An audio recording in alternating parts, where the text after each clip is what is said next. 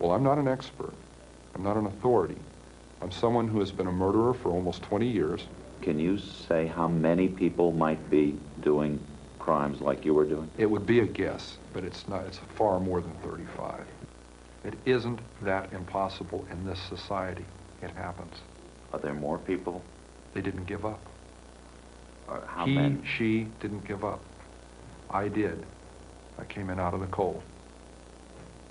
And what I'm saying is there are some people who prefer it in the cold. What did people see? A nice guy. Did you like Kemper? I like Kemper.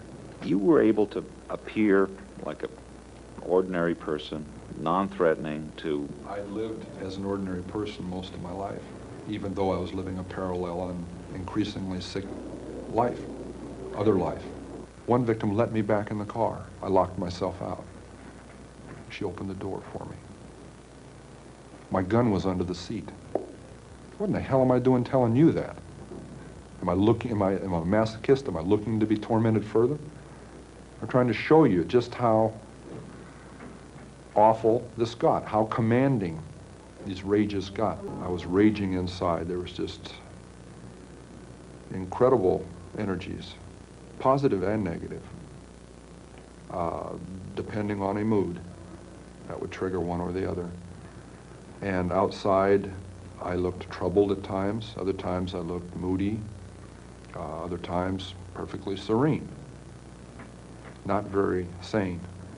But again, people weren't even aware of what was happening. In 1972 and 1973, a series of murders shocked Northern California.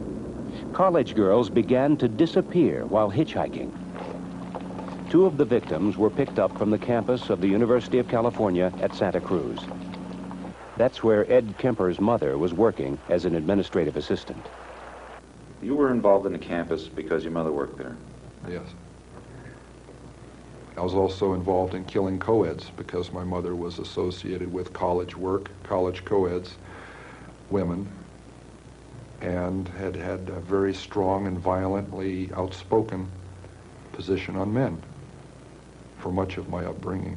My mother was a sick, angry, hungry, and very sad woman.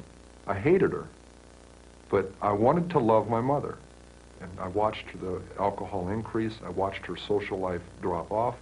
I watched her get bizarre.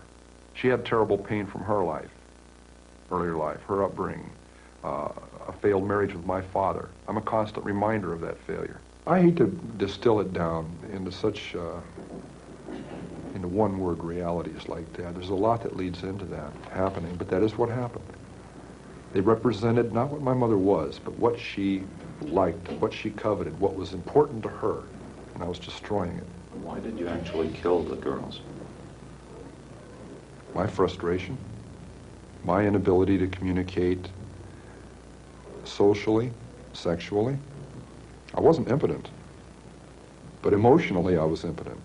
I was scared to death of failing in male-female relationships. I knew absolutely nothing about that whole area, even if just sitting down and talking with a young lady.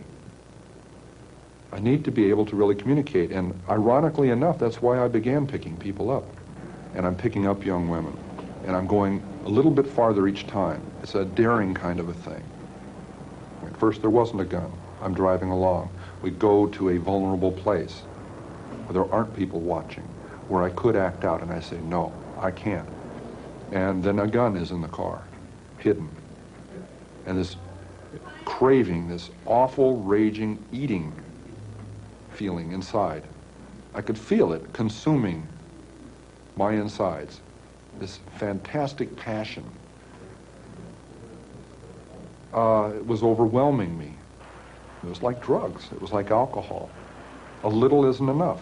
At first it is. And as you adjust to that, psychologically and physically, you take more and more and more. It's the same process. So it finally came down to the thing of, do I dare bring this gun out? Already realizing if that gun comes out, something has to happen. It was going to happen. I didn't see it then, but it was going to happen. I was playing a dangerous game with a loaded gun that got us all. On one occasion, Kemper picked up 2 roommates in Berkeley.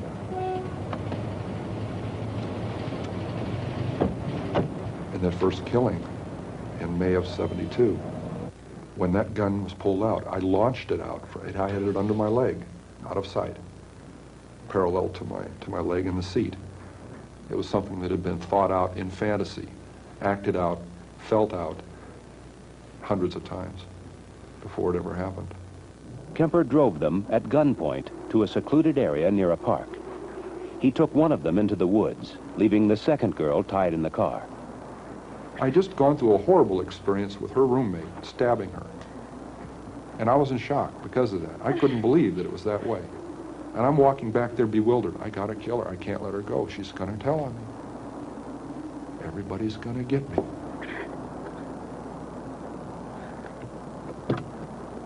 She sees the blood on my hands. What are you doing? And she pulled back and she gasped. And I think, whoa, I don't want her to know what happened. I said, your friend got smart with me. She'd been getting really smart with me a lot, but I never hit her. I killed her, but I didn't hit her. I said, your friend got smart with me and I hit her. I think I broke her nose. You better come help. She's about to die. Why does she have to know that? I couldn't deal with telling her that. And when I attacked her, she didn't at first realize what was happening. It didn't go through. She had very heavy coveralls on. It knocked her right up into the lid of the car, but it didn't pierce the clothing. So it wasn't that swell a knife anyway. I went out and bought a pawn shop, huge knife. And I kept on just mindlessly attacking. She falls back into the trunk. I just killed a young woman. I slammed down the lid of the trunk. She isn't dead, she's dying. And I panicked. I thought, I just locked the car keys in it, because I can't find them in my pocket. Oh my God, I locked them in the trunk. I'm kicking on the trunk lid and yanking on it. Oh no, I don't believe this. I started to run, and I tripped over the gun that I'd had in my pants that I had totally forgotten was there. I stopped. I said, stop and think. I collected my wits. Check all your pockets. I picked the gun up. I stuck it back in my pants, now remembering I had one. I checked all my pockets, and there's the keys in the back pocket. I never put them in my back pocket. Everyone makes mistakes, and that's what we have to hope for. The more mistakes they make, the better their chances. I thought I was pretty slick, and went and tripped all over myself. That first 2 murders, the first 24 hours, there were 3 clear times I should have been busted, and I wasn't.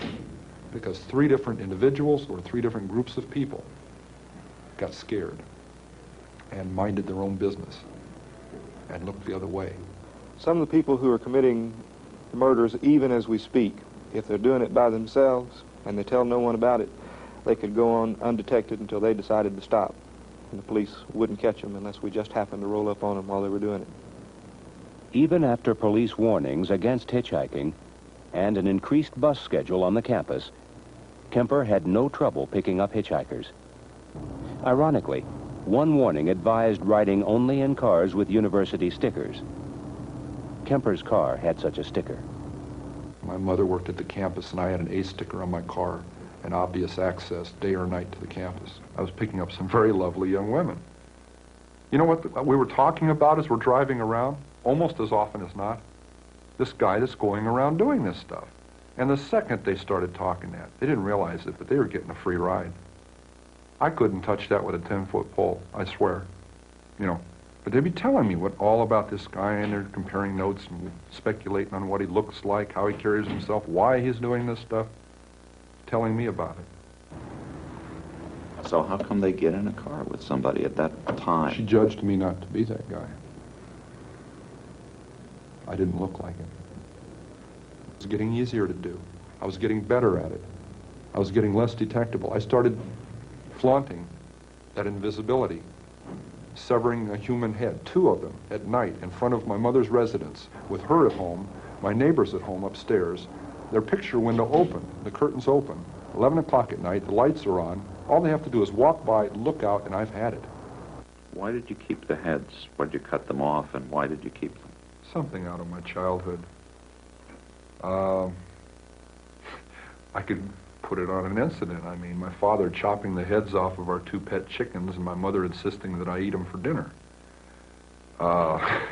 You know, we could say it was something that simple. I don't think it was. Now, my dad heads out back with a hatchet. I got on my bike and I tried to stop it, I remember that. I got on the bike, rode around the block. I was crying. I haven't talked about that for a lot of years. I'm sure that may have implemented something, that may have gotten something rolling, but along fantasy lines, but it took a lot of years of development along those lines to really get off. But how are you able to, in 1 minute, have someone's head in your hands, and very shortly thereafter? Living through a fantasy, however that would relate to that severed head. And then 5 minutes later, I'd put that away, and there'd be a knock on the door, and I'd put it away and answer the door, and the landlady would be there, and we'd discuss it. Discuss what? Reality. Her reality, not mine.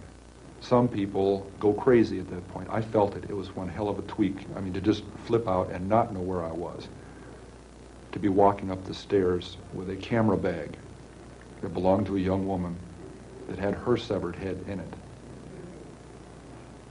Walking up to my apartment past a happy young couple coming down the stairs who nodded and smiled at me as they went by. Good evening. And they're going out on a date where I'd love to be going. And I'm aware of both of these realities, and the distance between those two is so dramatic, so amazing, so violent, that really, I could feel the wheels squeaking inside. That was really pulling on it. And I imagine at that point some people break. But I didn't literally go insane. I didn't get lost. And all this time, Kemper was able to seem normal. He even hung out at a bar across the street from the courthouse, making friends with policemen, trying to pick up information. They'd buy me a beer, I'd buy them a beer. Casual relationships, but I was poking around a little bit trying to find some things out. I knew they wouldn't be privy to hot information, but there were some things that were bothering me, like were there any speculations on how they were dying. Did the cops like you? Like I said, a friendly nuisance. I got in the way, and it was deliberate. Again, friendly nuisances are dismissed. How did you get the knowledge to outsmart the police? Watching television, believe it or not. Joseph Wambaugh, police story. Got some tremendous insights into not just the gimmicks, the actual things, the tidbits that he would pick up from their procedures, but the mechanics behind that, the logic behind it, was I would not allow myself to walk into even a potential trap of behavior. And one of those was talking about those crimes too much to people, initiating conversations about that. There was a memorial service for 2 of the victims. Yes. Were you tempted to go? Yes. But I'd seen one too many episodes of one too many crime shows where that is one of the available resources for clues. Tracking down the attenders. One man taking pictures of the people there to eliminate as potential suspects. some police department, now they actually came to your house to pick up a handgun. Sheriff's representatives. One of the detectives was upset because he heard I had a .44 Magnum pistol and was a convicted mental patient and